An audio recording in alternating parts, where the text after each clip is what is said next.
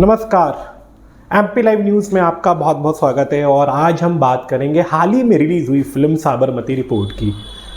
बीते कुछ दिनों में बहुत सारी फिल्में आई, करीब 2 से ढाई महीना ऐसा रहा जिसमें इतनी बड़ी बड़ी फिल्में आने के बावजूद भी जो सिनेमा लवर है, जो अच्छा सिनेमा देखते हैं, इंटेंस सिनेमा देखते हैं, उनको उनके मतलब का कंटेंट ही नहीं मिला। वो सब स्क्रीन पर उनको देखने को नहीं मिला जो वो एक्सपेक्ट कर रहे थे।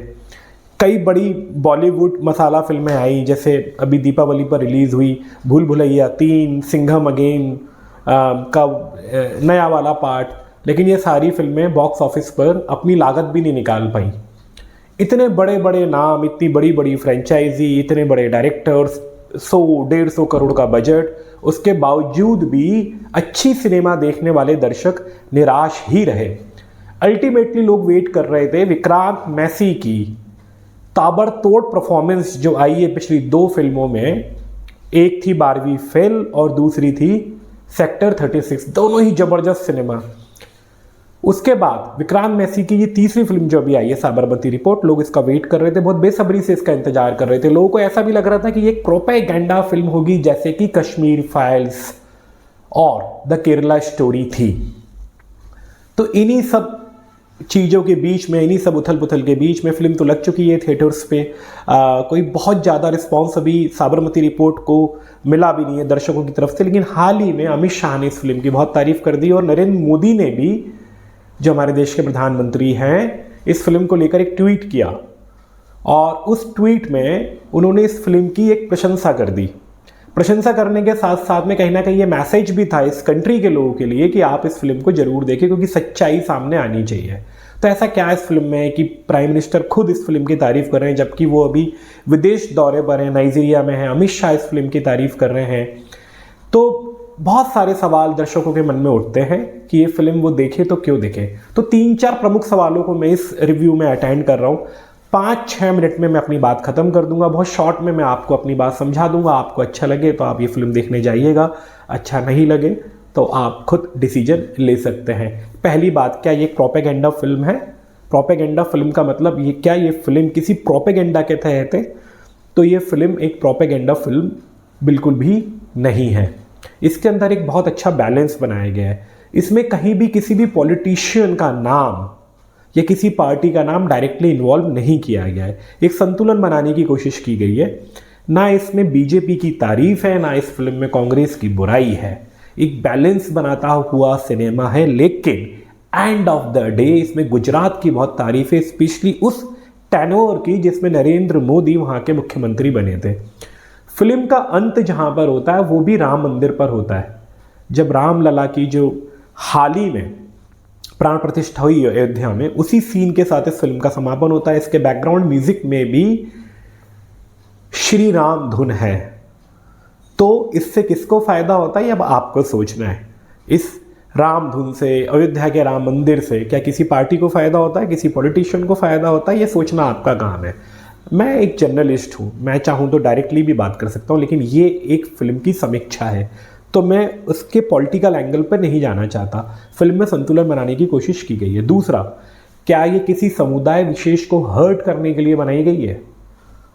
तो ऐसा भी बिल्कुल नहीं है। ये फिल्म बार बार संदेश देती है हिंदू मुस्लिम एकता का। ये फिल्म ये भी बताती है कि दोनों ही तरफ अच्छे लोग होते हैं, लेकिन ये जो बात बताने का उनका तरीका है ये जबरदस्ती ठूसा गया है। प्रीचिंग लगती है, उपदेश दे रहे हैं पूरी फिल्म में जिसकी रिक्वायरमेंट नहीं है, जो कि फिल्म को हल्का बनाता है। अब तीसरा और अंतिम सवाल, क्या ये फिल्म देखनी चाहिए?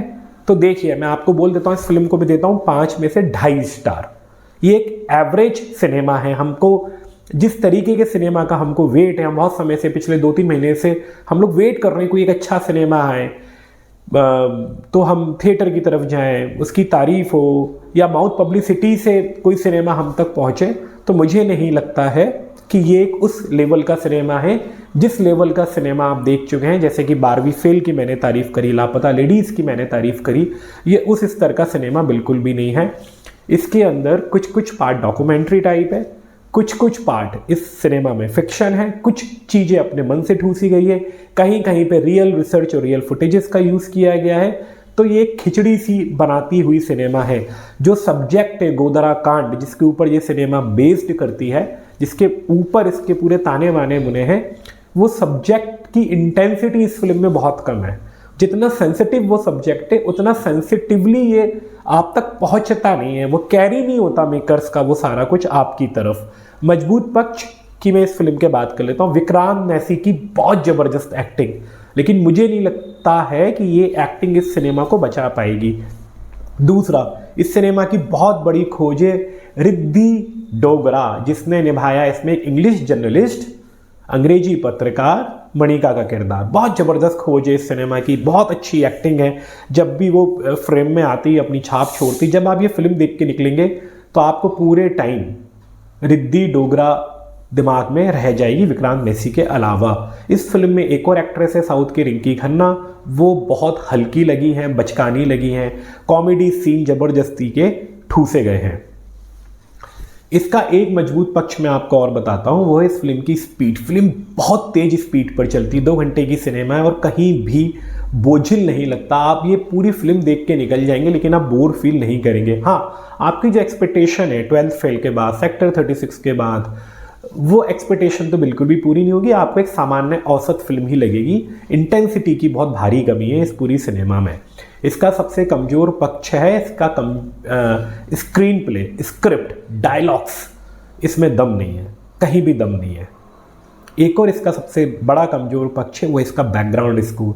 वो इस फिल्म के साथ मैच ही नहीं करता। साउथ इंडियन टाइप का बैकग्राउंड स्कोर, इसमें हल्ला ही हल्ला है, वेस्टर्न कुछ मिक्स कर दिया है। साबरमती की घटना है, गोधरा गुजरात पर बेस है, लेकिन बैकग्राउंड स्कोर इस फिल्म के साथ जाता नहीं है। मोदी जी ने इस फिल्म की बहुत तारीफ करी है क्योंकि इसके अंदर उस रिपोर्ट की बात की गई है जब 2002 के दंगे हुए थे। जब ये गोधरा कांड हुआ था उसके बाद दंगे भी हुए थे।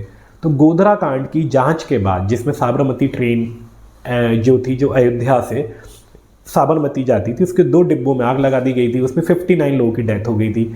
इसके ऊपर एक आयोग बैठा जिसको हम लोग बोलते हैं नानावती आयोग। इसमें थे हाई कोर्ट के जस्टिस शाह और सुप्रीम कोर्ट के जस्टिस नानावती। इनकी एक रिपोर्ट आई 2008 में जिसमें यह बताया गया कि गोधरा कांड जो था, जो साबरमती ट्रेन के 2 डब्बों में आग लगाई गई थी, ये एक साजिश थी, ये घटना नहीं थी। उसके बाद जो इसमें नानावती आयोग में जो सेकंड जज थे शाह, उनकी डेथ हो जाती है, उनकी जगह आते हैं मेहता, तब ये कहलाता है नानावती मेहता आयोग। इनकी एक सेकंड रिपोर्ट आती है 2017-18 में, जिसमें उन्होंने अपनी पहली रिपोर्ट की ही पुष्टि की है। उसी की कंटिन्यूटी में कहा है कि उनकी पहली रिपोर्ट ही सही थी, ये जो घटना थी वो एक षड्यंत्र का परिणाम थी। तो जो मोदी जी का पक्ष था इस दौरान, जो बीजेपी का पक्ष था, वो इस फिल्म में तकरीबन और ये जो आयोग की जो रिपोर्ट्स है, ये फिल्म जो है उसको वैलिडेट करती है। इसलिए शायद देश के प्रधानमंत्री ने अपील करी है कि आप सभी लोग जाके इस फिल्म को जरूर देखें। मैं इस फिल्म को देता हूँ 2.5 स्टार। यदि आपके पास वीकेंड पर कोई काम नहीं तो आप इस फिल्म को थिएटर में जाके देख सकते हैं, अदरवाइज आप थोड़ा सा वेट कर लीजिए, OTT पर देख लीजिए।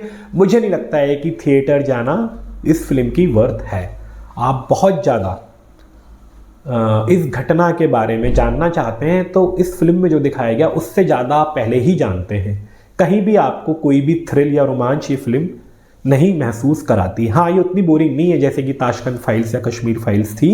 ये फिल्म इंटरटेनिंग है, कमर्शियल सिनेमा, विशुद्ध कमर्शियल सिनेमा है और इसको देखा जा सकता है। ये रिव्यू कैसा लगा आप जरूर मेरे को कमेंट करिएगा। आप देख रहे हैं MP लाइव न्यूज़, चैनल को सब्सक्राइब करिए, कमेंट करिए और मेरे को बताइए कि आप और किस तरीके के कंटेंट पे मेरा रिव्यू चाहते हैं। आप हमको बहुत पसंद कर रहे हैं, इसके लिए बहुत दिल से धन्यवाद। Thank you so much.